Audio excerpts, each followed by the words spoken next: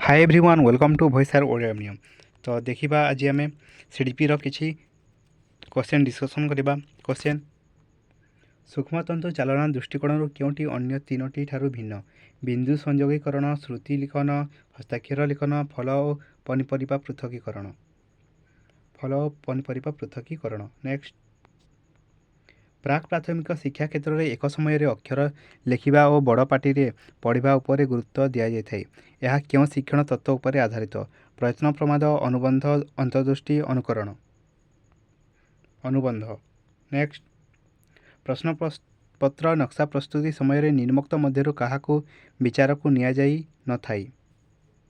जिते प्रश्न प्रस्तुति कराए से भितर क्या विचार को निया न जाए? प्रसंग, शैक्षिक उद्देश्य, प्रश्नर प्रकार भेद, शिक्षादान समय। शिक्षादान समय। नेक्स्ट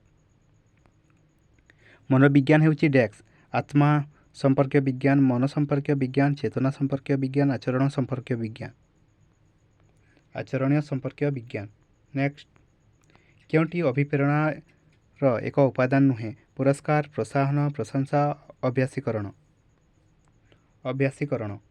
नेक्स्ट 2 ରୁ 6 वर्ष पर्यंत अवस्था को कौन कहुए? आद्य बाल्यावस्था, शैशवावस्था, प्रांत बाल्यावस्था, प्राक कैशोरावस्था। आद्य बाल्यावस्था। नेक्स्ट निम्नोक्त क्यों पद्धति द्वारा मुख्यतः शिक्षक शिक्षार्थी मानकर गोष्ठीगत आचरण अध्ययन करिथांती? साक्षात्कार, संपरीक्षण, व्यक्ति अध्ययन, पर्यवेक्षण। पर्यवेक्षण। नेक्स्ट आम राज्य में क्यों संस्था प्राथमिक स्तर पर पाठ्यपुस्तक प्रस्तुत करिथाय? ओपेपा, टीईएन, एससीईआरटी, एनसीटीई, डीएलईडी, डीएलटीआई, टीई एवं एससीईआरटी। नेक्स्ट निम्नोक्त मध्य क्योंटी शिशुर शारीरिक अभिवृद्धि को सूचाऊँ? नकारात्मक, परिमाणात्मक, गुणात्मक, सकारात्मक। परिमाणात्मक। नेक्स्ट व्यक्ति निजर भूल ही शिखे। यह क्यों शिक्षण तत्व उपर आधारित? यांत्रिक अनुबंध, अंतर्दृष्टि, प्रयत्न प्रमाद, सापेक्ष प्रतिवर्त। प्रयत्न प्रमाद। नेक्स्ट निम्नोक्त मध्य क्यों तथ्यटी ठीक नुहे? अभिवृद्धि एक जैविक प्रक्रिया, विकास एक परिमाणात्मक प्रक्रिया, शिक्षा एक लक्ष्याभिमुखी प्रक्रिया, शिक्षण एक आचरणगत परिवर्तन प्रक्रिया। विकास एक परिमाणात्मक प्रक्रिया। नेक्स्ट बहुविकल्प प्रश्न क्षेत्र में निम्नोक्त क्यों तथ्यटी ठीक नुहे? अनभिज्ञ शिक्षक मध्य सहजरे प्रश्न प्रस्तुत करिपारंती, समस्त विकल्प उत्तर संभव मन हुए, कंप्यूटर माध्यम निर्भुल और द्रुत मूल्यांकन हो पारे, विकल्प मानक मध्यरु मात्र गोटे ठीक उत्तर अटे। अनभिज्ञ शिक्षक मध्य सहजरे प्रश्न प्रस्तुत करिपारंती। नेक्स्ट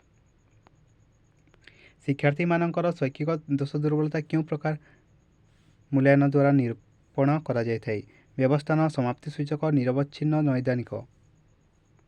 नैदानिक। नेक्स्ट जड़े छात्र प्रकृत बयस 7 हेले एवं मानसिक बयस मध्य 7 हेले छात्रटी निम्नोक्त क्यों श्रेणी में अंतर्भुक्त हेब? सामान्य बुद्धि संपन्न, साधारण बुद्धि संपन्न, बेसी बुद्धि संपन्न, असाधारण बुद्धि संपन्न। साधारण बुद्धि संपन्न। नेक्स्ट निम्नोक्त क्योंटी पारदर्शिता शिक्षण एक उपादान नुहे? विकल्प पाठ्यपुस्तक व्यवहार, विकल्प शिक्षादान पद्धति, शिशु केन्द्रिक शिक्षण कार्य, दलगत शिक्षादान। विकल्प शिक्षादान पद्धति। नेक्स्ट जड़े छात्र गृह कार्य करने बेले गोटे गणित प्रश्न ठीक समाधान करी बेस आनंद पाइला और परवर्ती प्रश्न समाधान करने आग्रह प्रकाश कला।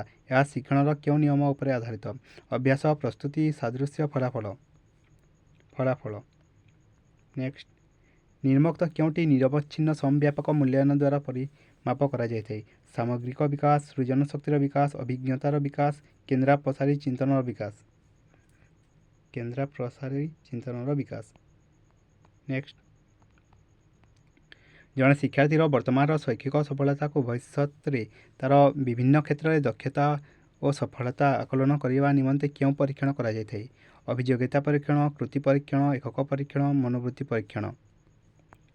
अभियोग्यता परीक्षण। नेक्स्ट निम्नोक्त मध्य क्योंटी एक मात्रा सूचक पाठ्योपकरण अटे? कलापटा, प्रदर्शन बोर्ड, स्थिर छवि, प्रतिरूप। प्रतिरूप। नेक्स्ट प्राथमिक विद्यालय शिक्षार्थी माने मुख्यतः निम्नोक्त क्यों उपाय द्वारा अभिज्ञता अर्जन करिथांती? वास्तव पर्यवेक्षण, अन्य मानक शुणी, अनुकरण, काल्पनिक चिंतन। वास्तव पर्यवेक्षण। ନେକ୍ସଟ, ନିମ୍ନୋକ୍ତ କେଉଁଟି କାର୍ଯ୍ୟ ପଦ୍ଧତି ଭିତ୍ତିକ ଶିକ୍ଷଣର ଏକ ଉପାଦାନ ନୁହେଁ? ଅର୍ଥବୋଧକ ଶିକ୍ଷଣ, ଅପେକ୍ଷାକୃତ ସ୍ଥାୟୀ ଶିକ୍ଷଣ, ଶିକ୍ଷକ ଖୁବ୍ ସକ୍ରିୟ, ଆନନ୍ଦଦାୟୀ ଶିକ୍ଷଣ। ଶିକ୍ଷକ ଖୁବ୍ ସକ୍ରିୟ। ନେକ୍ସଟ, ନିମ୍ନୋକ୍ତ କେଉଁଟି ବହୁଶ୍ରେଣୀୟ ଶିକ୍ଷାଦାନ ବ୍ୟବସ୍ଥାର ଏକ ବୈଶିଷ୍ଟ୍ୟ ନୁହେଁ? ଜଣେ ଶିକ୍ଷକ ଏକ ସମୟରେ ଏକାଧିକ ଶ୍ରେଣୀର ଶିକ୍ଷାଦାନ କରନ୍ତି। ଶିକ୍ଷକ ଗୋଟିଏ ଶ୍ରେଣୀରେ ପାଠ ଦେଇ ଅନ୍ୟ ଶ୍ରେଣୀରେ ଶିକ୍ଷାଦାନ କରନ୍ତି। ଶିକ୍ଷକ କ୍ରମାନ୍ୱୟରେ ଗୋଟିଏ ପରେ ଗୋଟିଏ ଶ୍ରେଣୀରେ ଶିକ୍ଷାଦାନ କରନ୍ତି। ଶିକ୍ଷକ କ୍ରମାନ୍ୱୟରେ ଗୋଟିଏ ପରେ ଗୋଟିଏ ଶିକ୍ଷାଦାନ କରନ୍ତି। ନେକ୍ସଟ, କେଉଁଟି ସୃଜନାତ୍ମକ ଚିନ୍ତନର ଏକ ଉପାଦାନ ନୁହେଁ? କେନ୍ଦ୍ର ପସାରୀ ଚିନ୍ତନ, କେନ୍ଦ୍ରାଭିମୁଖୀ ଚିନ୍ତନ, ନମନୀୟ ଚିନ୍ତନ, ନୂତନତ୍ୱ ଚିନ୍ତନ। କେନ୍ଦ୍ରାଭିମୁଖୀ ଚିନ୍ତନ। ନେକ୍ସଟ, କେଉଁଟି ଶିଶୁର ଆବେଗକୁ ସୂଚାଏ ନାହିଁ? ଆନନ୍ଦ, ଦୁଃଖ, କୌତୂହଳ, ସହିଷ୍ଣୁତା। ସହିଷ୍ଣୁତା। ନେକ୍ସଟ, ଶିଶୁ ନିଜେ ନ ଖେଳି ଅନ୍ୟର ଖେଳ ଦେଖି ଆନନ୍ଦ ଉପଭୋଗ କରିବାକୁ କେଉଁ ପ୍ରକାର କ୍ରୀଡ଼ା କୁହାଯାଏ? ସକ୍ରିୟ, ମୁକ୍ତ, ନିଷ୍କ୍ରିୟ, ନିୟନ୍ତ୍ରିତ। ନିଷ୍କ୍ରିୟ। ନେକ୍ସଟ, କେଉଁଟି ବୌଦ୍ଧିକ ବିକାଶର ଉପାଦାନ ନୁହେଁ? ସୃଜନ ଶକ୍ତି, ସହନ ଶକ୍ତି, ଚିନ୍ତନ ଶକ୍ତି, କଳ୍ପନା ଶକ୍ତି। ସହନ ଶକ୍ତି। ନେକ୍ସଟ, ମନର ବିଶ୍ଳେଷଣାତ୍ମକ ଓ ସଂଶ୍ଳେଷଣାତ୍ମକ ସାମର୍ଥ୍ୟକୁ ବୃଦ୍ଧି କୁହାଯାଏ। ଏହା ପ୍ରବକ୍ତା କିଏ? ସ୍ପିୟରମ୍ୟାନ୍, ଜିନ୍ ପିଆଜେ, ଗାଲ୍ଟନ୍, ଟରମ୍ୟାନ୍। ସ୍ପିୟରମ୍ୟାନ୍।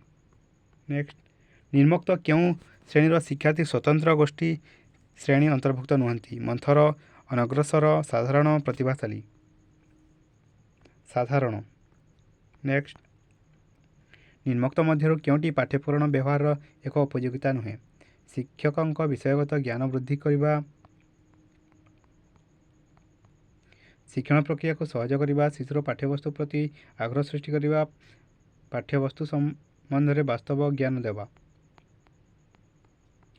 ଶିକ୍ଷକଙ୍କ ବିଷୟଗତ ଜ୍ଞାନ ବୃଦ୍ଧି କରିବା। ନେକ୍ସଟ, ଦୃଶ୍ୟ ଶ୍ରାବ୍ୟ ଉପକରଣ ବ୍ୟବହାର ଦ୍ୱାରା ନିମ୍ନୋକ୍ତ କେଉଁଟି ସାଧିତ ହୋଇଥାଏ? ଦୃଷ୍ଟିଶକ୍ତି ଶାଣିତ ହୁଏ, ଦେଖିବା ଶୁଣିବା ମଧ୍ୟରେ ସମନ୍ୱୟ ସ୍ଥାପନ ହୁଏ, ଶ୍ରବଣ ଶକ୍ତି ଶାଣିତ ହୁଏ, ଉଭୟ ଦୃଷ୍ଟି ଓ ଶ୍ରବଣ ଶକ୍ତି ଶାଣିତ ହୁଏ।